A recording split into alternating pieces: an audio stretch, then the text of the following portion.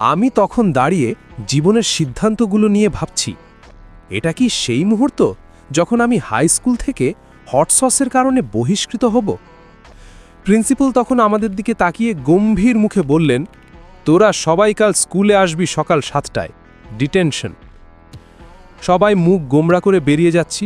ঠিক তখন ক্যান্টিনের আন্টি ছুটে এলেন, হাতে সেই কেকটা নিয়ে। তিনি হাঁপাতে হাঁপাতে বললেন, স্যার, ওই হট সস কেকটা তো স্টাফদের জন্য ছিল, ভুলে ছাত্রদের টেবিলে দিয়ে ফেলেছি। পুরো রুম 1 সেকেন্ড নিস্তব্ধ। তারপর সবাই হেসে গড়িয়ে পড়ল।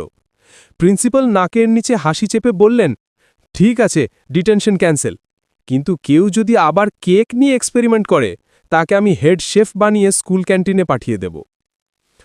আমি তখন বন্ধুর দিকে তাকিয়ে বললাম, ভাই, অন্তত এখন জানি আমার ভবিষ্যৎ হয়তো পড়াশোনায় না, কিন্তু রান্নায় আছে।